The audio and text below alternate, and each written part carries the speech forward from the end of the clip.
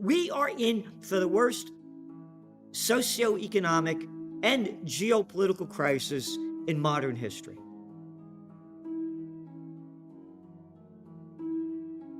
And then we have Janet Yellen, who back in April of 2021 said, no, this inflation isn't real. Now she's saying the recession isn't real. So if they're spewing out the same garbage, we should swallow it, because after all, they've been totally wrong before, so they must be right now. Or else they were lying about it, because everybody knew inflation was real, but they wanted to keep those zero interest rate policies so they could keep the equity markets going up. What did they pump in? $6.3 trillion, the government?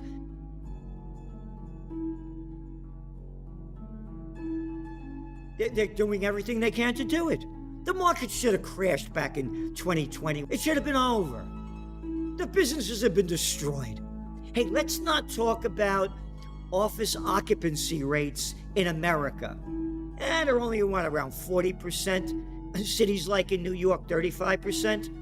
Oh, all those businesses, the dry cleaners, and the shoe repair, the hairdressers, happy hours, all gone. And now I'm renting, let's say I have 8 stories of a building. My people don't want to commute an hour and a half anymore on the LIE. They hated it, going an hour and a half back and forth. I'll work from home 3 days a week. Great. I'll save on rent. This is for real. Office occupancy rates in New York City, in Chicago, in San Francisco, they're in the toilet. We're in an economic crisis, I believe is the worst in modern history, with them inflating, artificially pumping up the economy. What are we, over $30 trillion in debt, $31 trillion in debt. And now you're hearing, by the way, one after another, the IMF, what is it, the International Monetary Fund, they came out this past Thursday and warned of very, very difficult economic times for the entire globe. So this is a whole scam, because these liars, these little freaks, the central banksters, were BSing us for how many years? That when inflation hits around 2%, we will be raising interest rates. This is a crime syndicate. There was a story about a person by the name of Jesus Christ. One day, he drives the banksters out of the temple, the money changers, the Goldman Sachs gang, the J.P. Morgan Chase bandits. Oh, J.P. Morgan Chase, you mean the one that rigged the precious metals market and only got fined $900 million?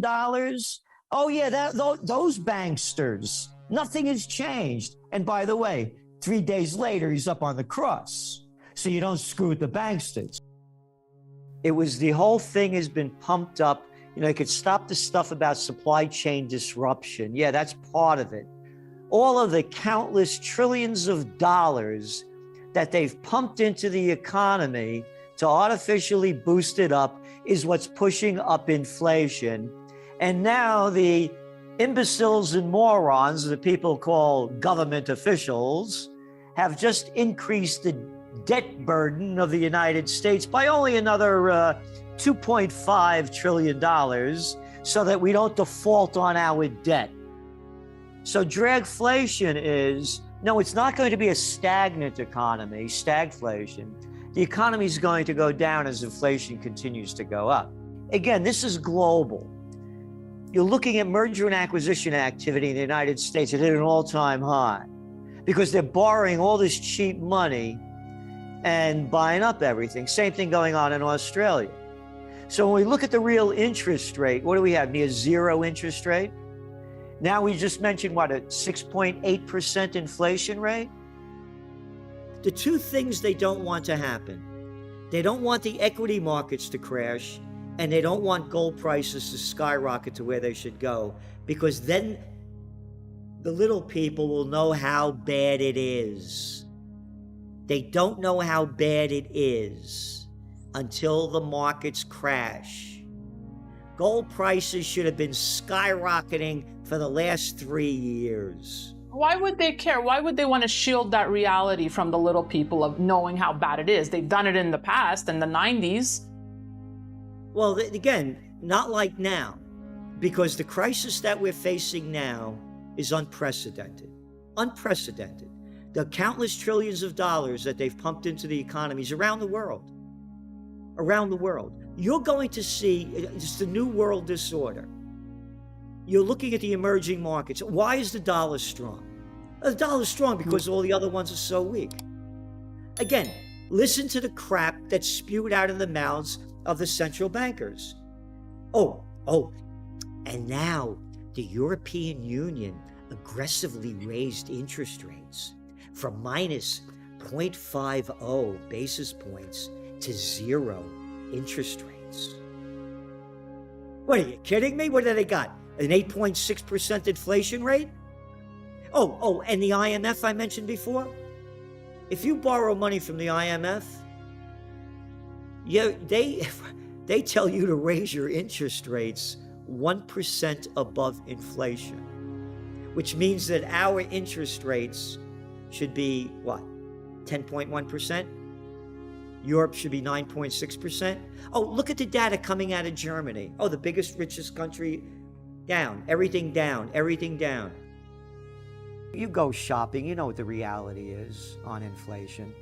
So they're saying now they're going to let inflation go over 2%, and they made up that 2% number in 2012. But they're going to start raising it at some point because investors plow money into TIPS vehicles.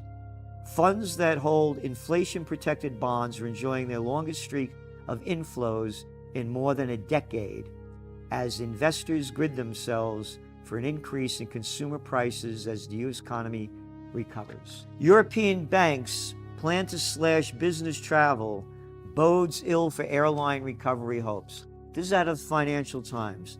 I'm mentioning this because commercial real estate sectors like New York, the big cities, conventions, trade shows, people traveling back and forth, there's going to be a lot less travel. Business travel is the most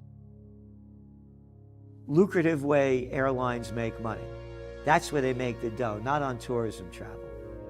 And now this thing's going to go down. If anybody doesn't see what's going on, you better grow up. This is a takeover of our freedom like you cannot imagine, because we've never seen this in our living history. In the past, this has happened.